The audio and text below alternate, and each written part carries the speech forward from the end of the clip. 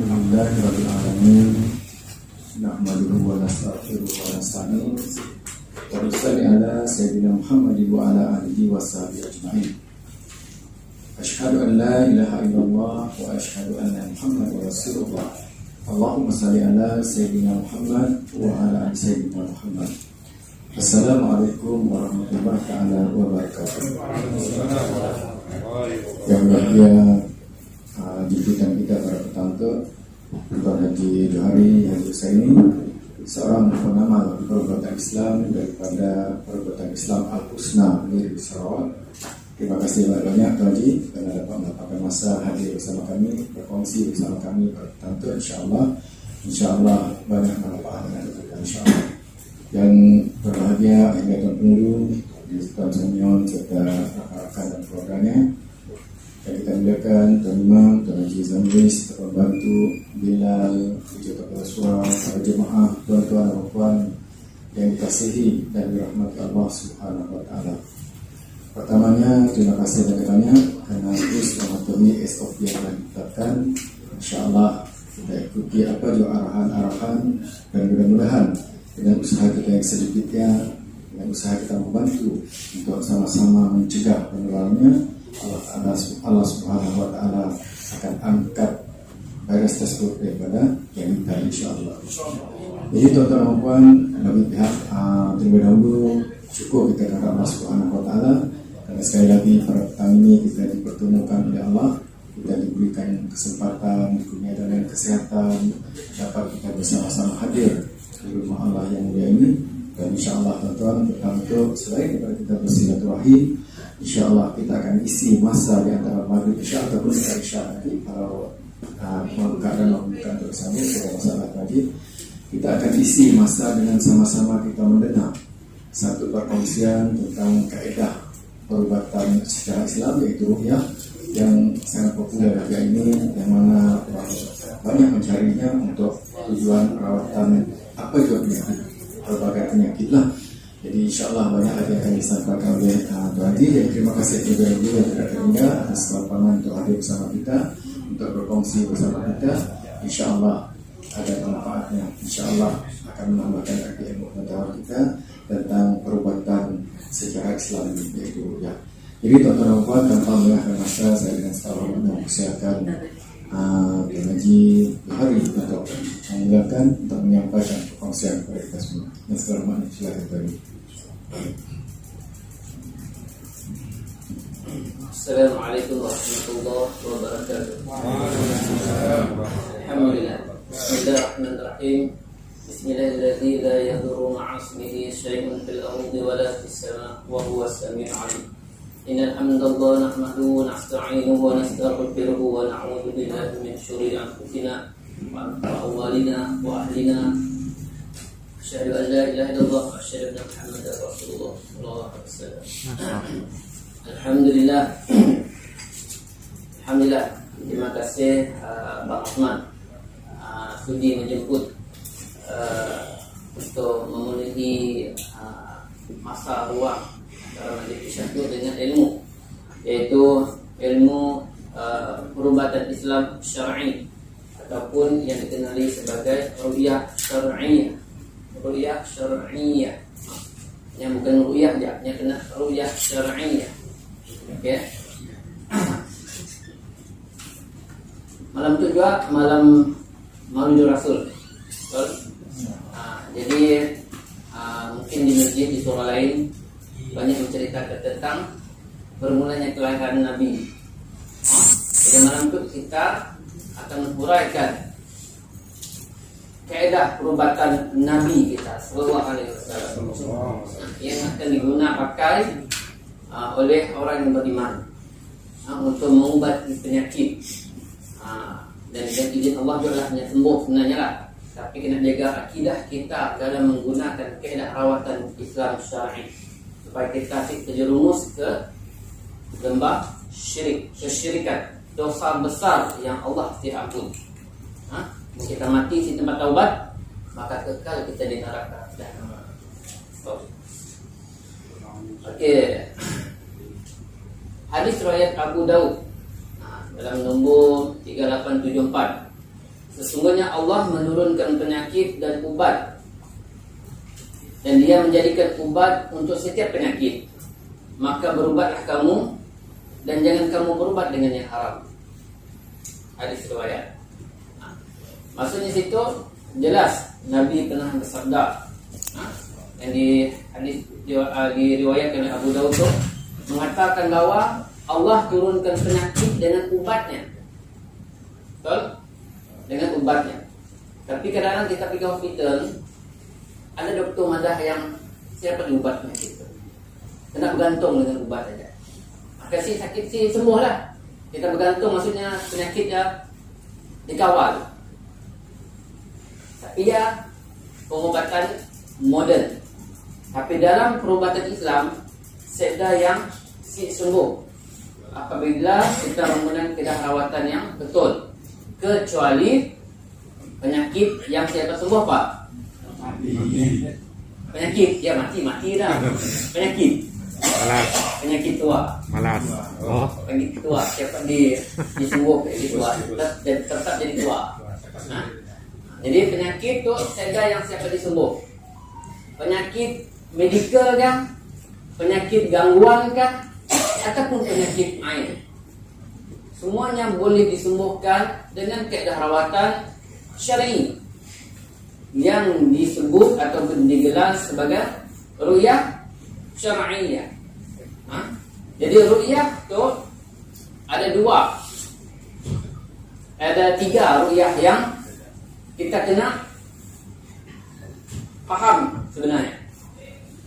Kalau kita dengar ru'yah ya betul. Siapa yang tahu ru'yah yang kedua, ketiga?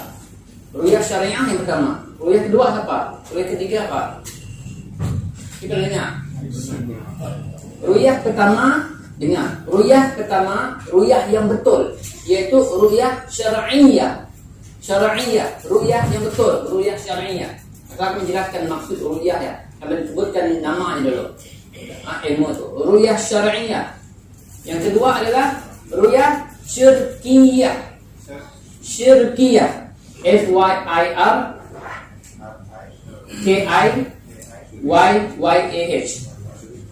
Syirkiyah, ru'yah syirkiyah.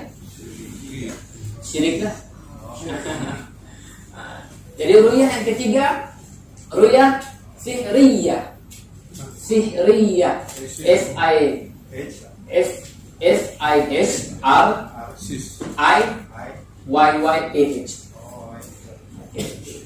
Ada tiga jenis ru'yah yang diguna pakai sekarang.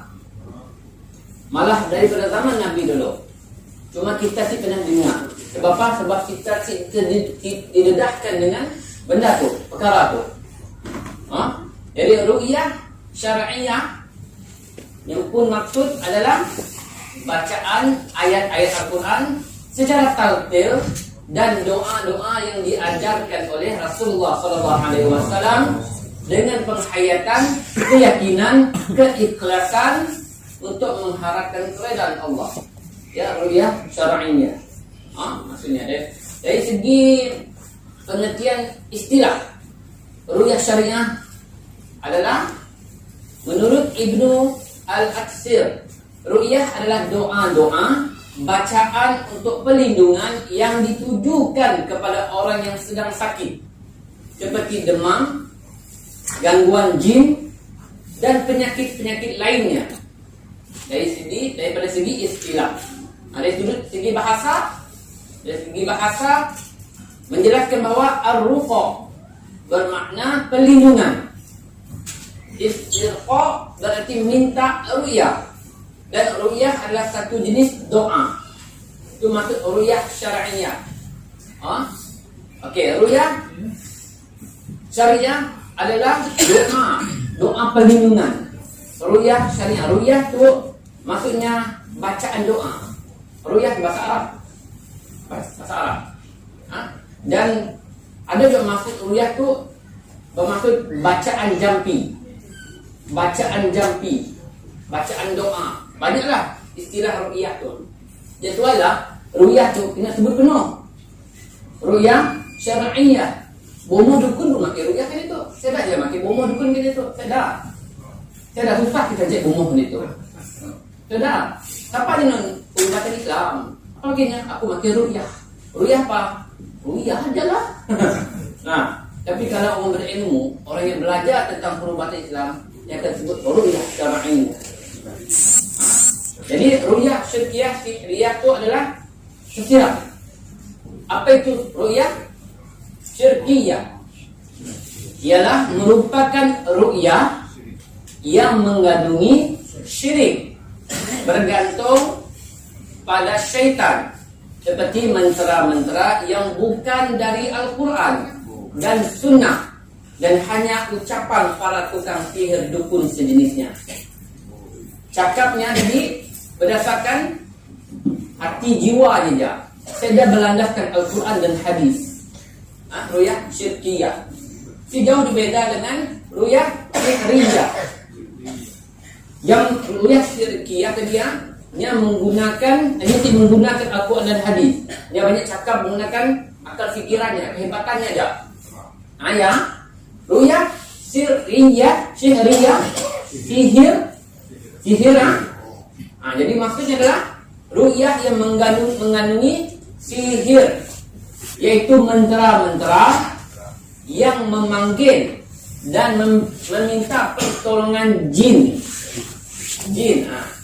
Dipanggil meminta sihir atau memindahkan penyakit pada binatang atau mengusir jin lain yang merasuki tubuh manusia.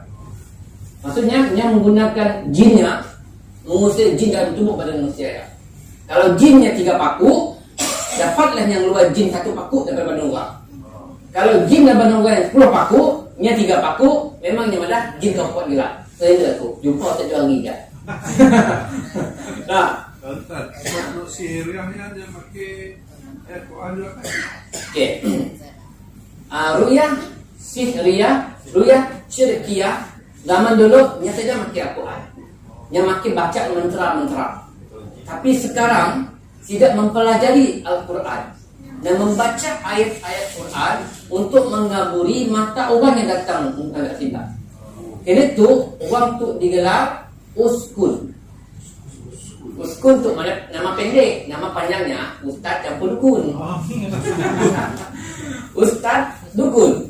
Maksudnya ustaznya menggunakan ilmu ustaz sebagai ustaz, tapi dia bukan ustaz. Ada juga ustaz. Dia bukan ustaz. Maksudnya ustaz tu asal kita anggap ustaz tu perwatakan yang baik-baik. Dia pandai membaca Al-Quran, dia menghafal ayat Al-Quran. Kita kepada Allah Subhanahu wa taala. That's why lah Nabi malah sebut tadi, jangan jumpa bomo.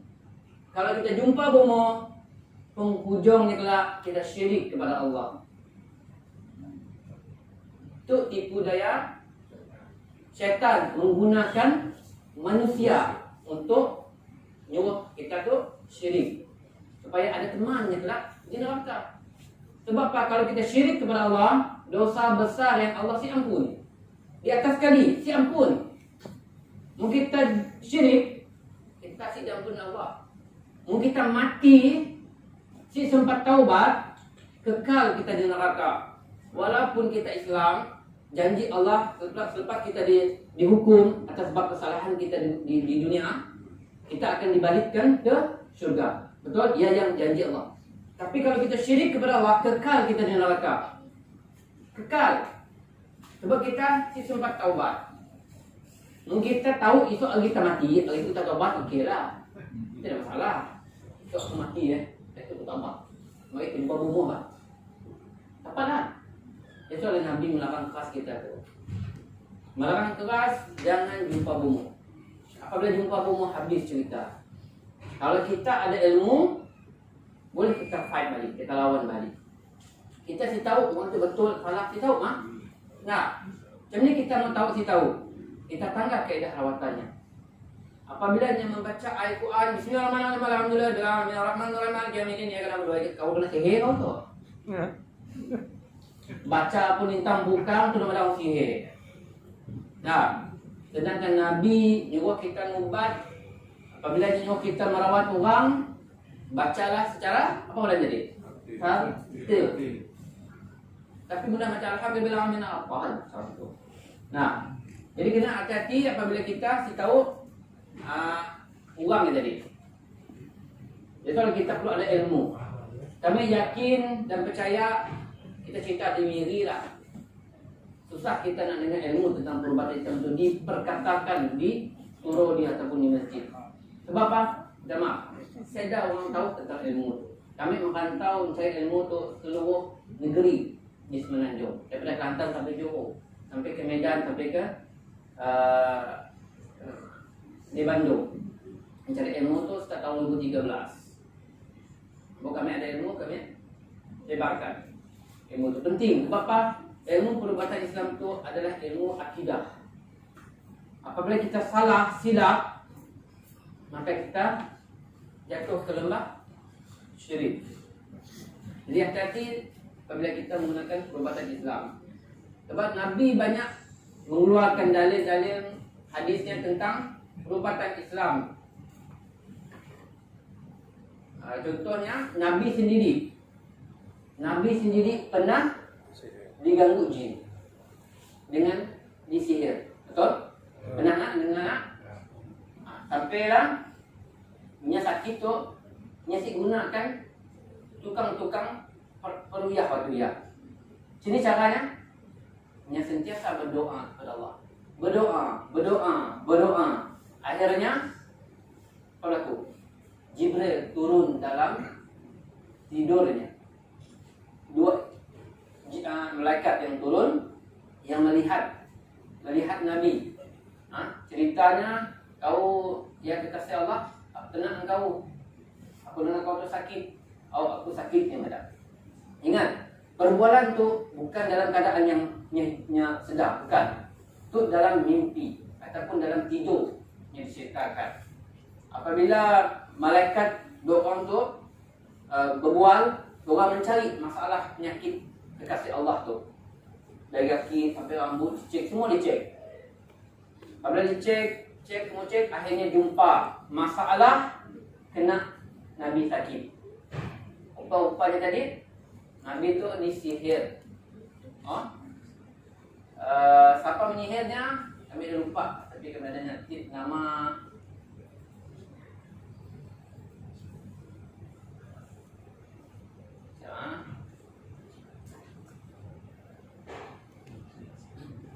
Apa nama orang yang nyihir itu? Lupa dah.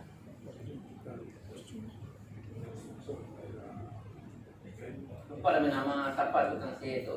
Daripada Badawi. Badawi ya. Badawi. Yang disihir dengan menggunakan buhul. Tahu buhul?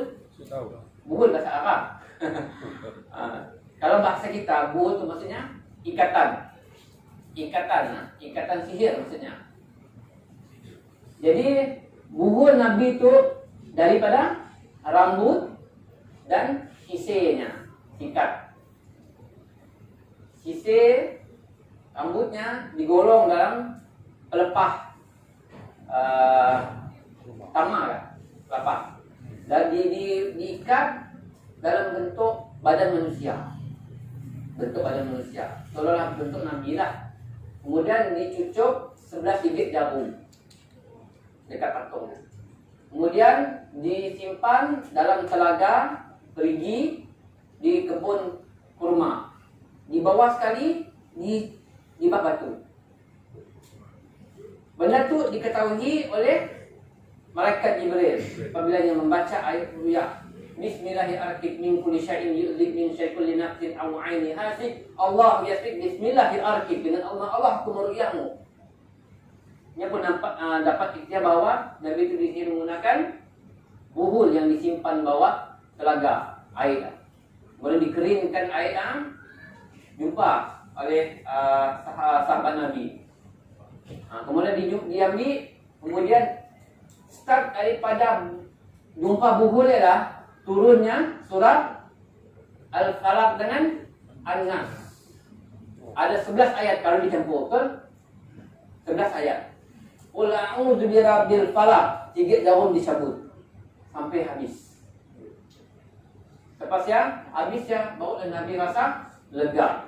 dan ikatannya dileraikan, dibuka semua, ceraikan.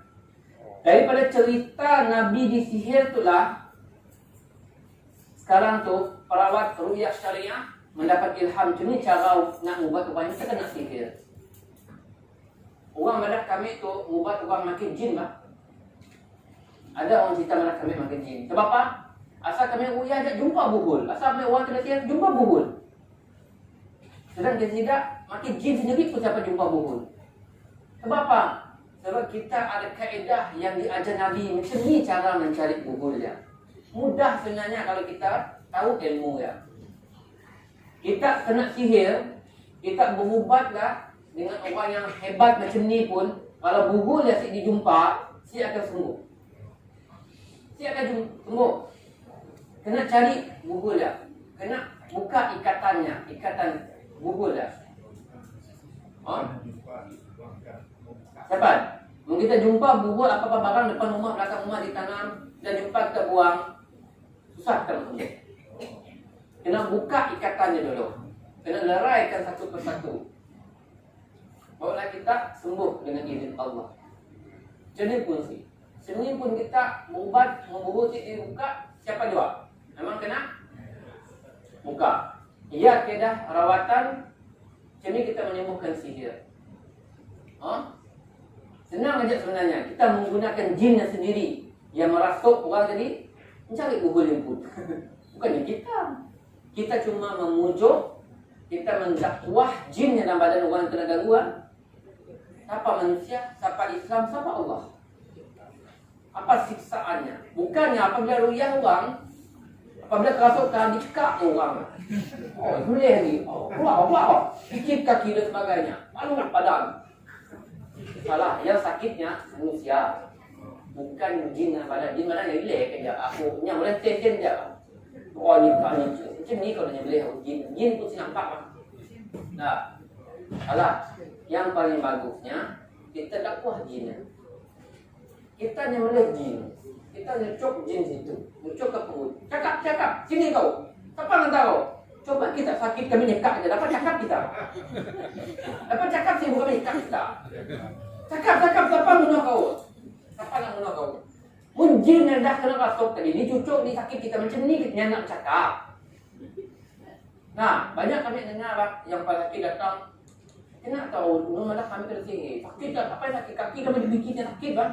Memanglah sakit.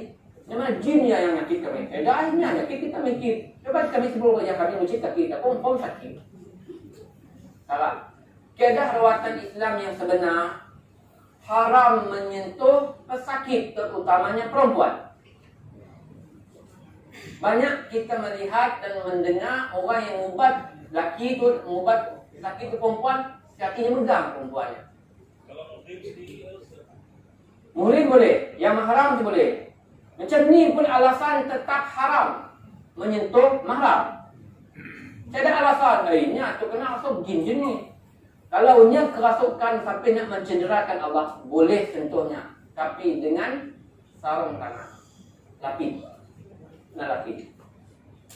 Ya kaedah. Kita tetap jaga akidah dan hukum hakam yang Allah dah tetapkan. Haram tetap haram. Mungkin kita dah meruyah, kami dah meruyah orang yang sakit macam ni pun penyakit dengan kacau jin, kami baca duduk baca Al-Quran dia tergoleh-goleh itu setiap kaum sudah boleh menyakitkannya. Si perlu kita nak jentuh badannya lah. Si perlu. Kami menyakitkan jin hanya dengan ayat Al-Quran. Kami berdoa kepada Allah. Kalau betul niat jin untuk menzalimi manusia tu, aku mohon kepadamu ya Allah untuk sakitkannya. Cukup. Sepuluh kita makan rotan, makan kayu, makan keris, makan tongkat, kalau ada kemenyan, tepi semua pakai. Kononnya tadi nak nyakit jin. Saya dah. Saya dah. Nabi mana baca aja ayat Al-Quran. Cukup. Banyak dalil tentang Nabi meruyah pesakit dulu-dulu. Jadi penyakit yang menyerang manusia disebabkan banyak orang sakit tu jumpa orang yang jumpa tu si sembuh-sembuh. Sebab apa? Sebab ni siapa memesan penyakit dalam tubuh badan manusia ya. Sebab setiap tubuh badan manusia tu apabila sakitnya ada 3 jenis penyakit yang menyerang. 3 jenis. Ingat. Yang pertama penyakit medical lah. Pertama. Kedua, penyakit gangguan syaitan. Gangguan syaitan. Jin, sihir, saka dan sebagainya. Ketiga, penyakit ain. 3 penyakit yang menyerang manusia. Dan giliran sidat tu boleh ditukar-tukar. Atas tetap medical. 2 tetap gangguan. Ketiga tetap ain. Boleh ain di atas. Tetap 3. Sebab apa? Sebab apabila kita sakit, wajib jumpa doktor. Tiba-tiba mari berkelahi dengan jiran, itu terus sakit dada. Confirm dia sebelah nyeri aku tu. Confirm tu. Banyak macam ni. Jumpa pergi bomo. Tak sakit dada aku itu. Coba kita ingat sebelum tu apa? Penyakit tu kebanyakannya ada simptom gangguan jin. Tapi kita cek dengan doktor dulu. Sebab simptom gangguan jin dengan simptom penyakit medikal tu hampir sama. Hampir sama. Jadi apabila kita dah cek, doktor si tahu, kita pergi jumpa perawat Islam yang menggunakan doa-doa dan ayat-ayat Al-Quran. Okey, kalau dah siapa jumpa, maksudnya kemungkinan ada pengaruh ain dalam badan kita. Tahu pernah dengar penyakit ain? Pernah? Ketika yang tadi, penyakit ain tu, Kenapa? Nabi pernah bersabda adalah penyakit paling ganas menyerang umatku akhir zaman. Penyakit ain. Kenapa ganas? Nyamada antara perkara yang boleh menolak qada dan qadar Allah setelah takdirnya Allah, yaitu ain. Contohnya simptom penyakit ain. Simptom penyakit ain tu, contohnya kita tadi sakit kepala. Berminggu-minggu, berbulan-bulan sakit kepala. Jumpa doktor, macam-macam ubat, macam-macam scan, macam-macamnya pemeriksaan doktor tu si jumpa sakit. Apabila diruyah, si dah apa-apa juga gangguan jin. Maka tu dikatakan sebagai penyakit ataupun pengaruh ain. Jadi kena hati-hati. Namun ada rezeki, kami boleh cerita tentang ain panjang lebar. Ain tu pun perlu tahu, perlu kita tahu tentang ain tu. Ain tu penyakit yang datang daripada pandangan mata jahat. Pandangan mata jahat ya, di dalam hati pandangan mata jahat ya ada hasad dengki. Coba kita baca surah Al-Falaq ayat yang terakhir kali. Yang kelima. Ada yang menyebut pasal hasad. Betul? Sebab Nabi disihir penuh dengan perangai-perangai negatif. Iri hati, hasad, dengki dan semuanya. Jadi kalau wujudnya surah Al-Falaq dan An-Nas. Daripada kisah Nabi disihir. Nah, kena Nabi kekasih Allah yang boleh disihir, kena Allah siapa nak menghalangnya? Sebab apa? Untuk kita sebenarnya. Untuk umatnya. Sebabnya tahu ke akhir zaman banyak orang tu sakit disebabkan hasad dengki. Dan yang pengalaman kami merawat orang 80% yang datang majoriti kena penyakit ain. Ada yang penyakit sihir. Tapi yang datang agak kami mengadunya disihir banyak. Karena kami disihir. Siapa ada si sanok ya. Macam ni tahu kita tu disihir. Nya nangga jin yang pukul kami. Nya nangga jin bertengik ke belakang kami. Oh, macam ni agak. Menyenangkan tadi disihir. Oh, mana macam ni? Sebab apa kami balas? Ya, bukan cara yang betul. Sebab manusia si dapat melihat jin. Faham tak? Manusia si boleh nak jin. Dan kaedah manusia yang dapat melihat jin. Kaedah kelebihan manusia melihat perkara-perkara gaib.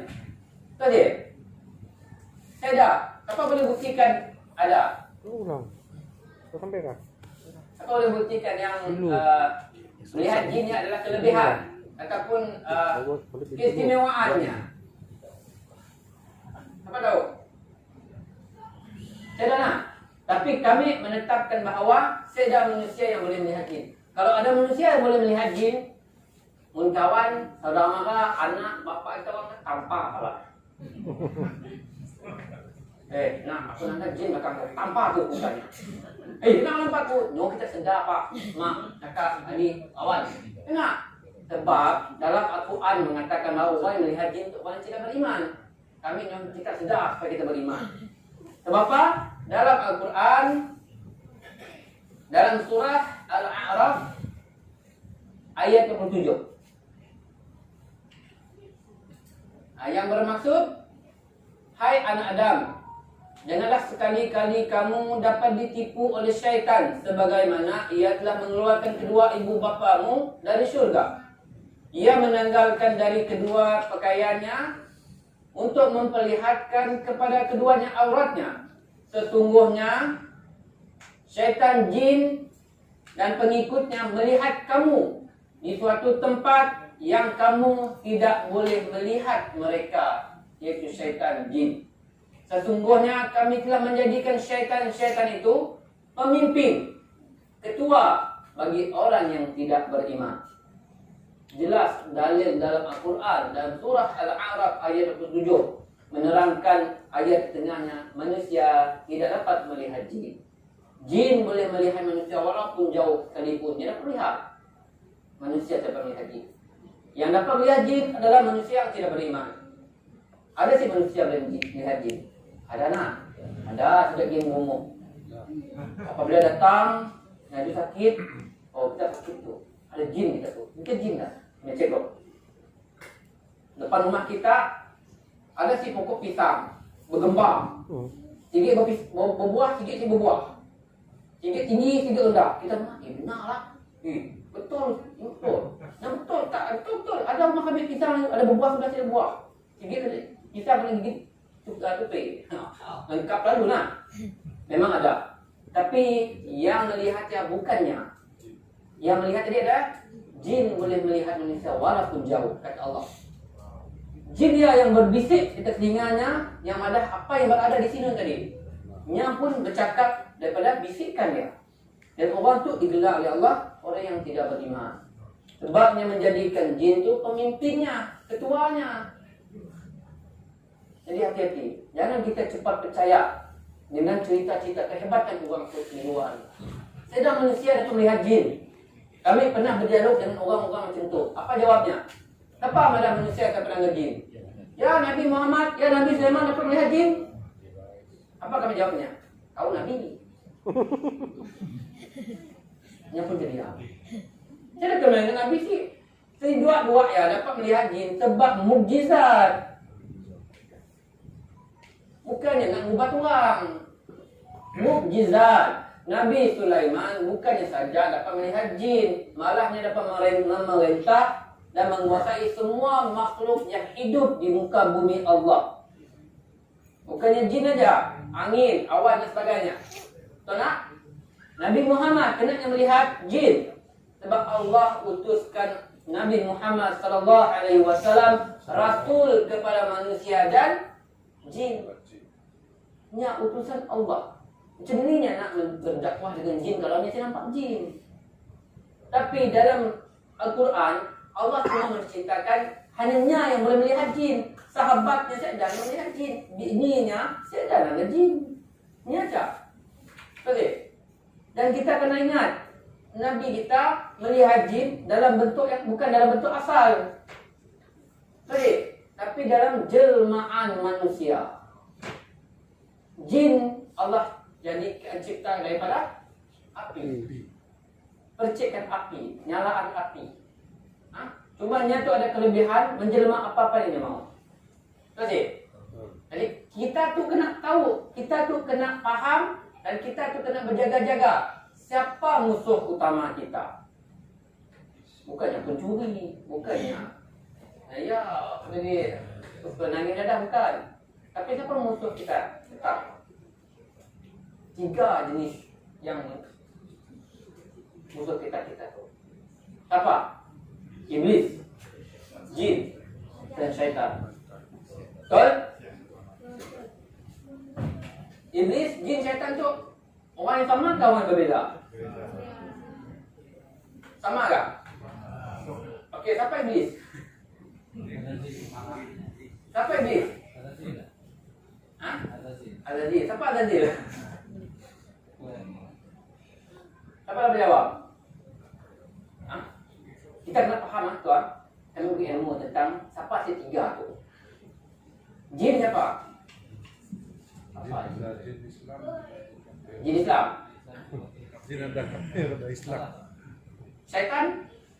Kan kok mau gaib. Syaitan kita tahu. Gangster. Okey. Dalam surah Al-Kahfi ayat 50. Dan ingatlah ketika kami berfirman kepada para malaikat, sujudlah kamu kepada Adam, maka sujudlah mereka kecuali iblis. Dia adalah dari golongan jin, maka ia menderhakai perintah Tuhannya. Patutkah kamu mengambil dia dan keturunannya sebagai pemimpin selain daripadaku, sedang mereka adalah musuhmu? Amat buruklah iblis itu sebagai pengganti dari Allah bagi orang yang zalim. Dalam surah Al-Kahfi itu ayat 50, Allah menyebut nama iblis dari golongan jin. Betul? Iblis. Okey, dalam surah Al-Hajj ayat 26 yang bermaksud, dan sesungguhnya kami telah menciptakan manusia, yaitu Adam, dari tanah liat kering yang berasal dari lumpur hitam yang diberi bentuk. Dan kami telah menciptakan jin sebelum Adam dari api yang sangat panas. Yang menyebut jin. Tadi Allah menyebut iblis. Ini tu yang menyebut jin. Okey.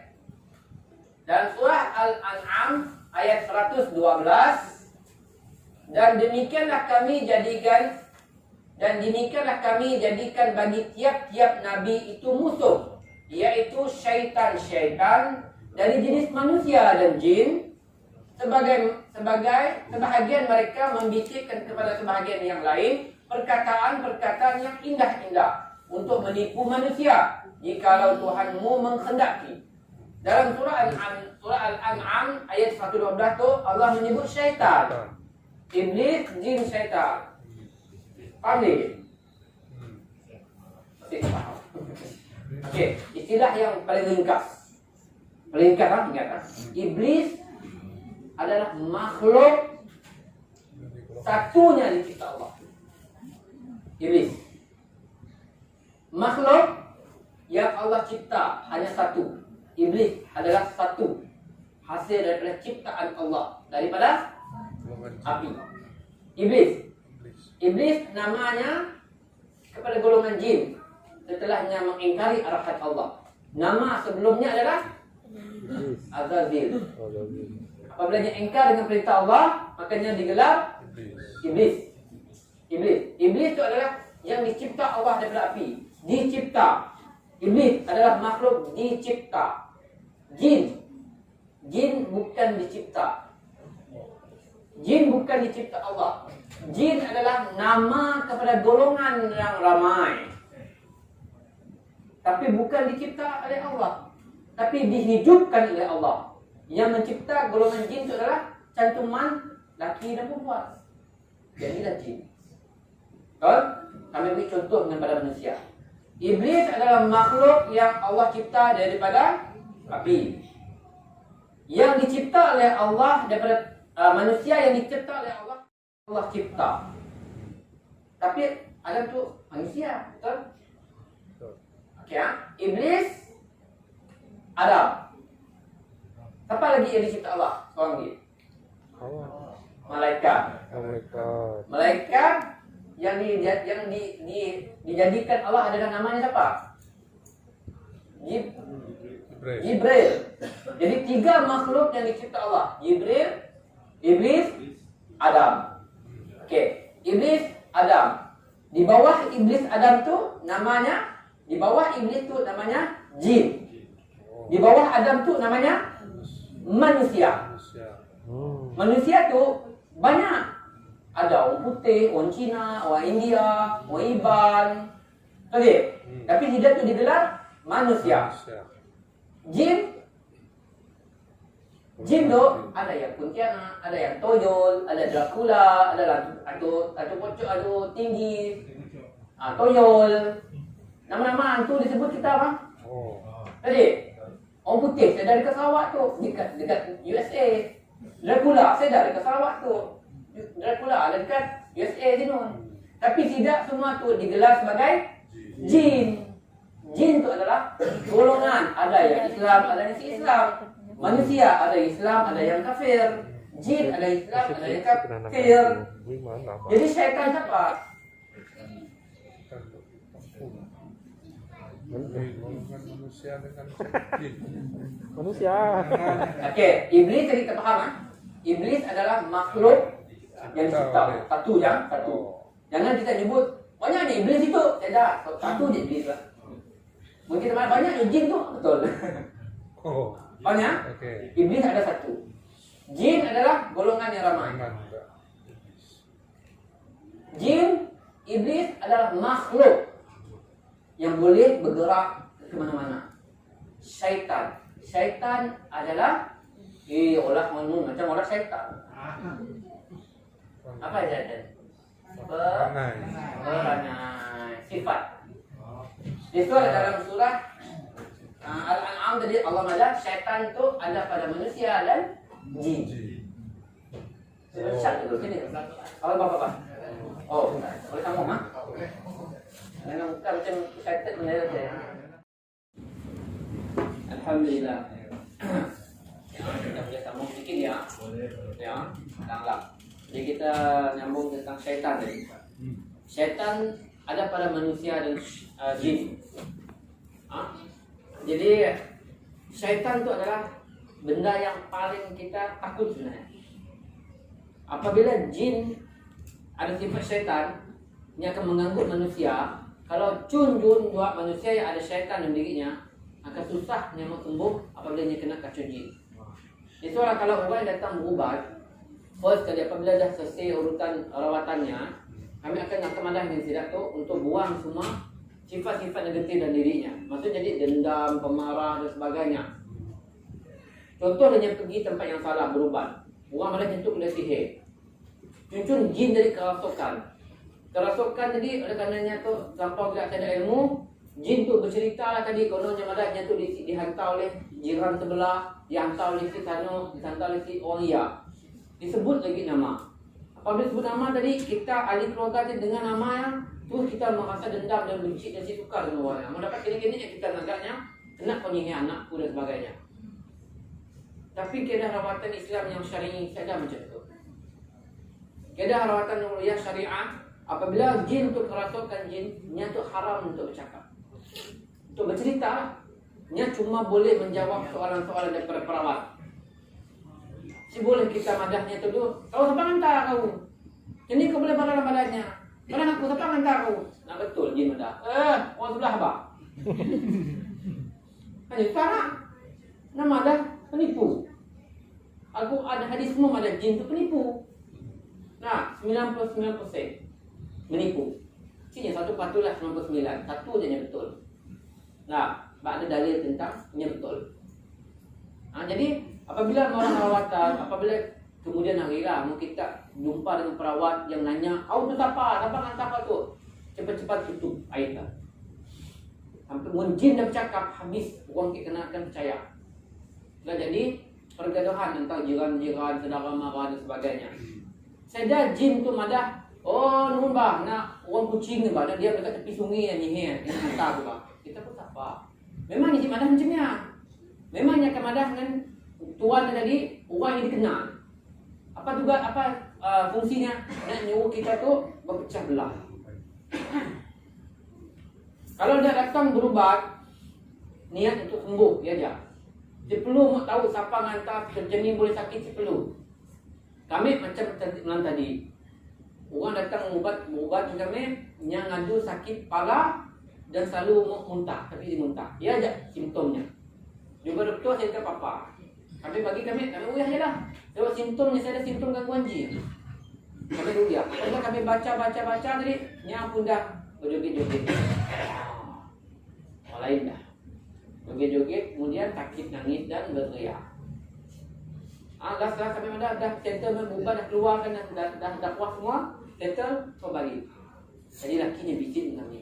Tak, hantar. kena jin ngacu bunyi kami tak. Boleh tak mana kami sapa? Kami malah menpakinya. Kalau kita nampak bini kita untuk berobat, kita mau tahu siapa yang kami sakit tu last kami mawat bini kita. Kami saya mau mawat lagi. Sebab niat kami nak nyembuh orang yang kena zalim oleh jin.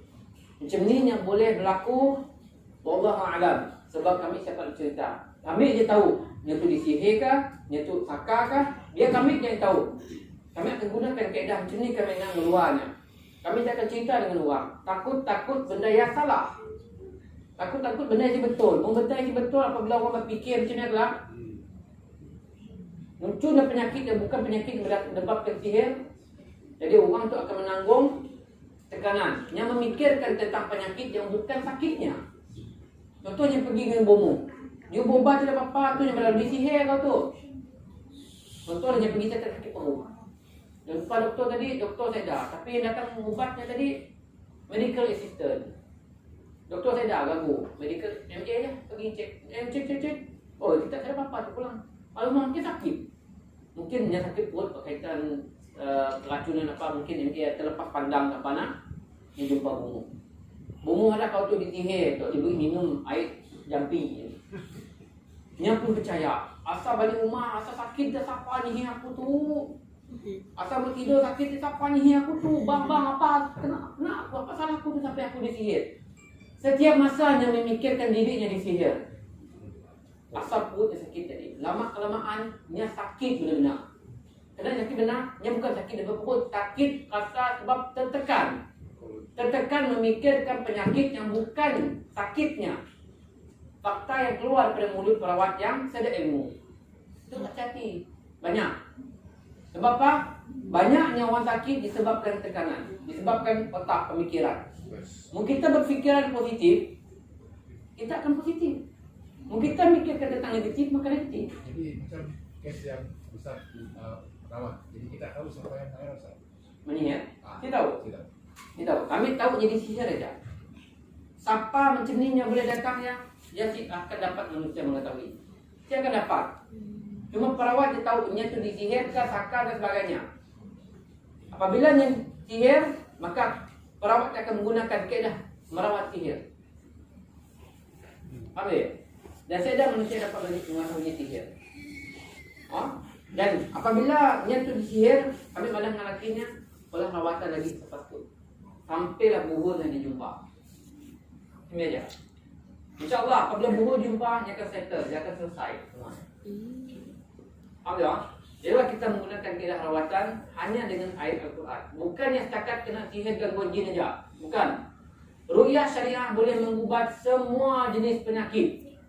Penyakit misteri dan sebagainya boleh. Boleh sembuh. Senang dia sembuh sebenarnya. Dengan syarat tiada penghalang. Apa yang selalu menghalang kesembuhan kita? Sebenarnya sakit kita tu sembuh pun pergi doktor sebenarnya. Kita semayang, kita doa kepada sembuh. Kita perlu pergi ke perawat perlu. Tapi kenapa kita perlu ke perawat? Sebab ada benda yang menghalang kita. Minta maaf. Pakcik, kakak, abang, mak, minta maaf ya. Awal minta maaf. Kebanyakan kita semua tu memelihara jin. Kebanyakan kita orang semua tu memelihara jin. Tapi kita awasi tahu kita orang memelihara jin. Kata apa benda ya? Benda ya adalah benda yang dikatakan benda syirik. Apa benda syirik ya? Azimat, wafa, tangkal, minyak keturunan, senjata keturunan, tanduk, kayu ujang panas, dan sebagainya. Benda tu kalau ada bersama kita di rumah, maka secara tidak langsung kita orang memelihara jin. Okey. Benda yang kami tu sebut tu benda sikit saja. Sebenarnya Al-Quran pun boleh jatuh syirik, jatuh benda yang haram. Sebab apa? Sebab benda tu bergantung dengan niat. Contohnya telefon. Telefon tu diguna untuk bertelefon. Betul? Tapi apabila berjumpa, telefon tu kau simpan di bawah bantal, Pasal sebelum kau simpan, kau baca 3 kali ayat kursi. Simpan. Kenapa? Benda tu akan jaga kau daripada kena serang sihir. Maka telefon tu adalah benda syirik. Wajib dimusnah telefon tu. Faham tak? Sebab apa? Niat. Ya, kita menjadikan telefon tu berkuasa daripada Allah. Sama macam kayu hujan panas. Banyak orang nyimpan kayu hujan panas tu untuk apa? Untuk mengelak rumahnya dimasuki binatang buas. Kenapa kita orang percaya dengan Allah kan? Kita percaya dengan solat kita orang kan? Kita percaya dengan zikir kita orang rumah kan? Untuk menjaga rumah kita orang. Sedangkan Nabi pernah bersabda, jangan jadikan rumah kamu kuburan. Bacalah surah Al-Baqarah untuk mengusir syaitan. Kena ada dia orang nak bergaram di rumah. Konon nak mengusir syaitan. Cukup saja kita mengaji di rumah. Zikir, solat, tak cukup. Kita perlu nyimpan kayu dan panah, tanduk dan sebagainya. Kayu si salah, minyak si salah, kertas si salah, Al-Quran si salah, telefon si salah. Yang salahnya manusia itu sendiri yang menyimpan niat kepada suatu perkara yang lebih berkuasa daripada Allah. Benda tu yang menjadi penghalang. Untuk baseball, kita letak rumah, kita simpan dulu. That's why benda tadi, semua benda tu bergantung dengan niat. Mungkin tak nyimpan kayu hujan panas, pakai makhluk orang pencuri masuk, kayu hujan panas maka clean, bersih. Tapi kalau kita nyimpan kayu hujan panas semata-mata untuk mengelak binatang buas masuk, maka benda ya jatuh syirik. Semua benda tu bergantung dengan niat. Faham tak? Kalau kita nyimpan di luar rumah, Sama aja. Lagi yang niat. Lagi yang niat. Ya lagi yang niat. Mungkin kita niat kayu aki malu pencuri datang nak boleh. Boleh. Niat. Maka rumah kita niat kita untuk Kami mana kita tadi, saya ada perkara dan ayat-ayat yang boleh memagari rumah. Cukup dengan baca surah Al-Baqarah. Yakin dengan hadis Nabi tadi. Nabi malah baca surah Al-Baqarah untuk usir syaitan. Apabila kita baca Al-Quran, usir syaitan, secara otomatik rumah kita tu dijaga oleh Allah daripada anasir-anasir yang negatif. Semualah. Jin nak masuk pun siapa? Macam ni pencuri boleh masuk ke rumah kita mencuri. Sebab dalam diri pencuri ada syaitan. Ada syaitan. Faham tak? Kalau manusia yang masuk rumah yang ada syaitan, dia mencuri. Itu tadi kena elak rumah kita tu ada benda-benda yang disifatkan sebagai penjaga. Contohlah tadi barang-barang kami sebut tadi jatuhkan niat untuk menjaga. Kita nangga daripada mata kasar kita kayu, tongkat, tanduk, minyak, kunyit, wafak. Kita nangga mata kita. Tapi dalam mata raib kita di dalamnya adalah syaitan, jin yang berlomba-lomba nak masuk dalamnya.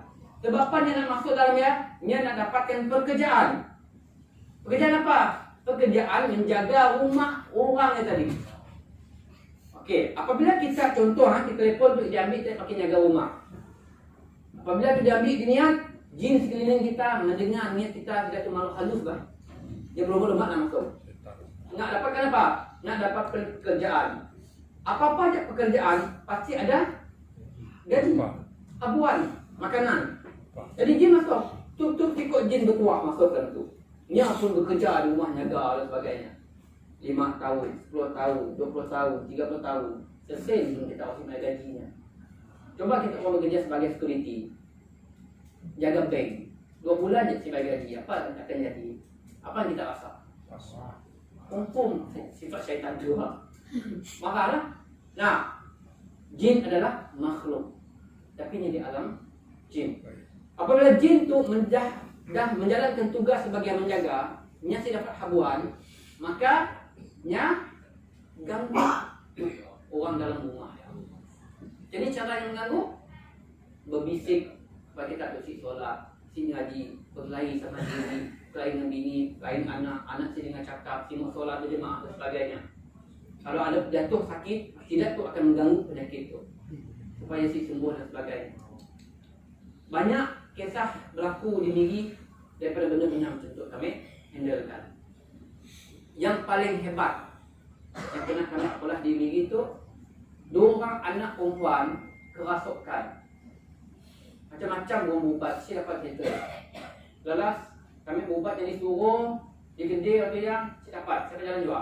Lepas malam-malam bapaknya kena pergi rumah dia, ruyah di rumah. Apabila dia ruyah di rumah, kami udah dengan bapaknya, kita ada sih nyimpan benda-benda yang dia jadikan sebagai penjaga. Sedar, kami tidak main benda macamnya, sedar. Dia benda haramnya, syirik. Okay, alhamdulillah. Apabila kami ruyah, kerasukan anaknya, kami nanyakan jinnya, kamu keluar sih pada lembu barang itu. Semua, kena. Tu tempat rumahku. Aku diberi tugas untuk jaga. Sedar, kau keluar aja. Sedar, ya, orang tua ayah. Orang tua ayah lah. Yang kumpul tuan. Cik, kita nyimpan apa-apa barang enggak? Sedar. Kau jangan bulak, komandan. Jin yang jawab. Kau jangan bulak. Kau tanam aku di batu bang. Ini tengah-tengah rumah tunjuknya. Dari bapak ini dia. Ustaz. Tapi benda tu lama Ustaz. Waktu kami dengan bini kami je dulu. Belum ada di situ. Apa kita pula? Tengah kita tunjukkan jadi ya. Kami tanam tembaga, kuali pecah, manuk hitam disembelih dalamnya. Astagfirullah. Ini tu. Jadi macam ni kamu keluar sih. Aku boleh keluar dengan syarat anak tu orang perbuatan tu aku bawa pulang. Dia boleh sebenarnya. Jadi kena menang dengan bapaknya. Betul je cara. Kita ambil benda yang kena musnahkan. Jadi esok hari ni cari orang Indon pecahkan rumahnya yang bertayal rumah yang kaca di tengah-tengah rumah. Pasal pecah. Nang jumpa tulang manuk dalam. Nang jumpa. Dan benda yang berlaku setelah 30 lebih tahun. Nana. Dikorek dalam 3 kaki. Jumpa kuali dengan tulang manuk labah ya. 30 tahun baru dia nyerang anaknya. Dia si akan nyerang tuan. Ingat nyetuk si serang tuan. Sebab apa dia si nyerang tuan? Sebab tuan yang confirm ke neraka. Kalau dia mati sini kata buat. Sebab apa? Sebab dia nyimpan mana ke dia? Kenapa dia ngaco lah? Ya daging aku lah kata jin. Apa dia kacaunya? Anak cucu cicit. Itulah Nabi kita melakang kita jumpa bumbu. Tu semuanya ilmu bumbu tu. Ilmu perdukunan semua tu. Coba pegang kuat dengan hadis Nabi. Jangan jadikan rumah kamu kuburan. Bacalah surah Al-Baqarah untuk usir syaitan. Pegang kuat-kuat dengan tu. Ngaji di rumah. Ayat Baqarah Satu surah. Ya dalil. Selalunya satu surah Al-Baqarah tu kami gunakan untuk membersih rumah buatan sendiri. Tapi kalau kita nak jaga rumah kita daripada syaitan, kita baca Al-Quran lah. Daripada awal kita baca lah. Jadi kita berubat dengan ayat sin dengan ayat daftar. Kalau kita minum ayat sin berarti penyakit itu akan sembuh kan? Sebenarnya penyakit tu boleh sembuh dengan izin Allah. Apa-apa pun cara kaedahnya yang penting. Yang perlu kita pahami adalah cara merawat penyakitnya. Jangan sesekali jatuh syiriknya. Kita pakai ayat apa sekalipun tidak baca Al-Quran tidak masalah. Tapi betul si kaedah rawatannya dengan penyakitnya. Ya aja. Mun betul ubatnya dengan penyakitnya memang sembuh. Tapi mun kita baca ya si sembuh, kita jangan salahkan ayat Al-Qurannya. Iya Pak ya. Maksudnya bukan ya. Contoh kami membaca ayat ruqyah kepada satu pasangan. Pasangan tu kami baca surah Al-Baqarah 102. Apabila kami baca surah Al-Baqarah 102, perempuan pasangan jadi mengelepak, berteriak, nangis dan sebagainya. Kami boleh madah yang pasangan tu boleh dikategori sebagai sihir pemisah rumah tangga. Sebab apa? Kita baca terjemahan surah Al-Baqarah 102 yang menceritakan tentang jin tu mewarning bahawa nya akan berusaha nak memutuskan rumah tangga manusia. Sebab apa dia usaha? Sebab Nabi madah kalau siapa yang berkahwin akan menyambung zuriatku. Jadi ini mau yang stopkan. yang mau pecah belahkan umat. Tapi kalau kita baca tiada apa-apa, tiba-tiba dari kita baca surah Al-A'raf, kita baca surah Yunus, kita baca surah Toha, kita baca surah Al-Mu'minun. Ini yang bergoleng-goleng. Makanya itu dikatakan sebagai disihir oleh orang yang mengkhianat ataupun menzaliminya. Sebab dalam surah Yunus menceritakan Nabi Musa melontar tongkatnya menjadi ular dan memakan ular tukang sihir yang diutus oleh Fir'aun. Sebab apa? Sebab sihir dia cuba nak menzalimi Nabi Musa waktu itu. Maka jadi apabila kita nak mengetahui penyakit orang tu berdasarkan ayat Al-Quran, bukan daripada mata kasar kita. Saya ada satu soalan. Ya, boleh. Macam kita mengubat secara rupiah dengan ada pengalaman perubatan Islam secara Rahman, mungkin semakin ada orang tahu. Dia pakai ayat Quran untuk menyembuhkan kanser dan apa. Macam ni perbezaan rupiah dengan ayat-ayat itu pakai Islam. Ruqyah tu adalah bacaan ayat-ayat Quran. Jadi ayat apa memang kita tadi. Ruqyah tu boleh menyembuhkan semua penyakit medikal, gangguan ataupun ain. Termasuklah penyakit yang kita sebut tadi ada kanser atau semua boleh. Tapi nya bukan diubat, dirawat dengan sekali. Kami pun ada kaedah merawat orang kena kanser. Tapi yang digelar sebagai fisioterapi al-ayub. Dalam surah As-Sadd 41-42 ada menceritakan kisah Nabi Ayub. Dia keadaan perubatan masing-masing. Macam kami ada mengubat penyakit orang yang misteri, penyakit yang kritikal, kami ada syaratnya. Syarat yang pertama, kena tahu rukun iman dan rukun Islam. Ya. Ada? Apa rukun iman yang keempat? Apabila si dapat jawab dia kami tolong pulang. Kami cik berawat. Sebab apa? Sebab kami berpegang teguh dalam surah Al-Isra 82, wa nunazzilu minal Qur'an ma huwa shifaa wa rahmatil lil mu'minin. Allah jadikan suatu ayat dalam Al-Quran itu sebagai penyembuh, ma huwa shifaa, bagi orang beriman dan bertakwa kepadanya. Maksudnya orang yang datang berubat kami kena jaga imannya dulu. Rukun iman kita kena pegang kuat. Kita mana kita Islam, kita mana kita beriman. Tapi rukun iman yang pertama pun kita tidak tahu. Apa? Beriman kepada Allah dan sebagainya. Rukun iman yang keempat apa? Beriman kepada Rasul. Jadi macam ni kita nak sembuh. Kita pun rukun iman kita pegang kuat. Maksud kami tadi, apa-apa penyakit boleh sembuh apabila kita hampa sejadah, solat dan berdoa. Ya, first sekali apabila kita sakit. Apabila tidak dapat baru kita jumpa doktor dan cari alternatif perubatan lain kalau doktor gagal mengenal punca penyakit kita. Sebab apa? Sebab ayat-ayat Al-Quran itu tidak dapat dinafikan boleh menyembuh apa-apa penyakit. Dan sama mana tadi macam-macam perawat. Ada perawat yang boleh menggunakan keris, tongkat dan sebagainya untuk membuat orang. Mau saya daya, siapa mengubah? Pakai apa? Sedangkan ayat Al-Quran dah boleh mengubat penyakit orang. Apa yang memakai benda-benda lain? Cukup Al-Quran. Sebab apa saya dapat percaya? Sebab saya ada keyakinannya dengan ayat Al-Quran. Ya sebenarnya kira perawatan. Jadi sebelum akhiri, kira baca dulu apa tadi hadis-hadis tentang ruqyah syariah untuk sebagai kita pun pengetahuan. Kita selalu dengar kan ada ayat pada ayat boleh kita saja dengar aja. Okey. Ayat-ayat ruqyah daripada YouTube MP3 boleh kita dengar, tapi siapa menyembuh? Boleh didengar, tapi siapa menyembuh? Dengar? Sebab kalau kami meruah orang, kami akan baca Bismillahirrahmanirrahim. Dengan nama Allah aku meruqyahmu.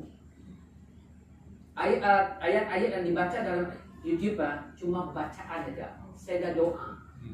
Sedangkan ruqyah tu doa Nabi dan ayat-ayat syifa. Kecuali lah kita edit YouTube ya, kita ambil sebelum kita baca, kita dengar apa jangan kita rakam suara kita. Ya Allah, aku mohon kepadamu untuk sembuhkan penyakit aku, keluarga aku, isteriku dan anakku. Kita masuk ke dalam editkan, kemudian kita pasang, barulah ayat itu menjadi penyembuh. Faham tak? Maksudnya ayat yang saya doa. Orang ngambil benda yang dalam YouTube sebagai dapatkan duit. Yang ambil bacaan daripada imam di Masjidil Haram. Ambilnya kat digabungnya masuk di YouTube. Orang dengar dapat duit. Bukan niat untuk meruqyah. Sedangkan nak ubat orang tu perlu ada niat. Kita solat isyak lah, salli fardhu subhi rak'atain ada niat. Sah solat. Niat solat. Solat isyak. Nah, tapi orang anda solat orang tak. Aku seorang alim, tapi niatnya salah. Maka saya pakailah. Masih tetap solat isyaknya belum ditunaikan. Faham? Jadi panjanglah, lebar. Kami baca sikit tentang dalil-dalil lah. Sedang Maulid Rasul yang tadi. Okey, hadis riwayat Abu Sa'id bahawa Jibril mendatangi Nabi sallallahu alaihi wasallam kemudian berkata, "Hai Muhammad, apakah kamu sakit?" Itu kisah Nabi di Sihirlah. Rasulullah sallallahu alaihi wasallam menjawab, "Ya, aku sakit." Lalu Jibril meruqyah beliau dengan mengucapkan doa Jibril yang kami sebut tadi ya. Bismillahirrahmanirrahim. Min kulli syai'in yu'dhik min syarri kulli nafsin aw 'aini hasid. Allahu yasbik bismillahirrahmanirrahim. Dengan nama Allah aku meruqyahmu dari segala sesuatu yang menyakitimu dan dari kejahatan segala makhluk atau kejahatan mata yang dengki. Allah lah yang menyembuhkanmu. Dengan nama Allah aku meruqyahmu. Bukan Nabi itu diruqyah oleh Jibril. Okey.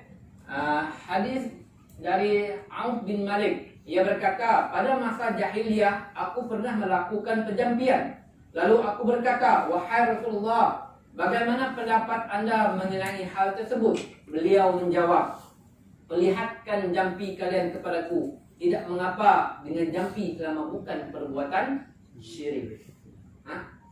Sunnah Abu Daud 3388. Kemudian dari Aisyah radhiyallahu anha, dia berkata, apabila Rasulullah sallallahu alaihi wasallam hendak tidur, maka beliau akan meniupkan ke telapak tangannya sambil membaca 3 qul. Kemudian beliau mengusap ke wajahnya dan seluruh tubuhnya. Aisyah berkata, ketika beliau sakit, beliau menyuruhku melakukan hal itu. Kan ada dalil mengatakan bahawa apabila kita sakit, baca 3 qul, tiup ke tangan, sapu dan semua badan. Jadi mereka dia hanya cukup berdoa semua. Yang penting kita yakin. Itu digelar sebagai ruqyah mandiri. Okey ya. Kemudian dari Abu Hurairah radhiyallahu, dia berkata, Nabi sallallahu alaihi wasallam datang menjengukku. Beliau lalu bersabda kepadaku, apakah kamu mahu aku ruqyah dengan ruqyah yang telah diajarkan Jibril kepadaku? Aku lalu menjawab, demi ayah dan ibuku, tentu ya Rasulullah. Beliau lantas membaca, Bismillahirrahmanirrahim. Wallahu yasfik min kulli da'in fik min syarrin nafasati fil 'uqad wa min syarri hasidin idza hasada.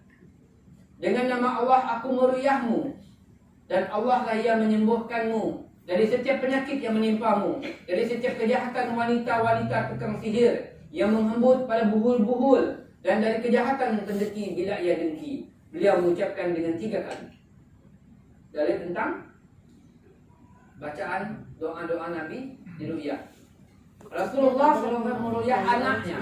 Riwayat dari Jabir bin Abdullah mengisahkan peristiwa pada perang Zatul Riqa tentang seorang perempuan yang membawa anaknya yang kerasukan ke hadapan Rasulullah SAW. Dan Rasul menyuruh sang ibu untuk membuka mulutnya lalu diludahi oleh Rasul sambil bersabda, "Nyalah engkau wahai musuh Allah, aku adalah utusan Allah," sebanyak 3 kali. Setelah itu Rasulullah SAW bersabda, "Anakmu sudah baik, tidak ada lagi yang akan mengganggumu." Benda itu pernah berlaku di Bako. Pesakit yang kena kasut jin berjumpa dengan bomo sinun, diludahnya mulut orang dalamnya dengan kahak-kahak sekali. Benar. Benda itu berlaku di Bakong. Orang sakit dia bercerita dengan kami. Kami pun kononnya jadi nyenak olah benda tu. Tu tadi. Mana? Dan Rasul menyuruhkan ibu untuk membuka mulut anaknya. Dan Rasul meludah. Ludahan Rasul maksud itu bukan ludahan yang berkahak yang berliur. Maksudnya ludahan air tepihannya. Cuma ya bang? Cuma ya? Kami pun diajar macam ni juga. Apabila kami meruyah air di bulan 9. Sebab apa? Sebab hasil perbacaannya keluar masuk dia. Bukannya ya dengan bunyi-bunyi sekali. Dengan bunyi-bunyi sekali orang yang di sini dia. Di Bakong ada orang-orang macam ni. Kami emang muntah. Ni ada tak? Perempuan, lakinya. Dia ludah. Dah lah dengan tidak bertangan ludah mulut, buka ludah. Pakai apa? Yang dah apa? Ludah kutu akan mengusir syaitan dalam pada mulia. Jawabnya tadi. Ha? Sebabnya si belajar. Ini baca hadis tu tapi ni si belajar. Maksud ludah Nabi adalah tepihan alio yang si nampak tapi ada merasa. Tu dia ikutnya. Jadi saya apa? Jadi kita okey. Kalau dia kami bau jangan kalapkan. Ayat maksudnya. Jadi kemudian saya lagi dia adalah saja. Dan sebenarnya perubatan kita itu banyak yang kita perlu ceritakan. Kita tentang ruqyah saja. Belum kita tentang sihir, tentang penyakit ain, tentang kaedah-kaedah rawatan yang khusus kepada penyakit-penyakit banyak sebenarnya.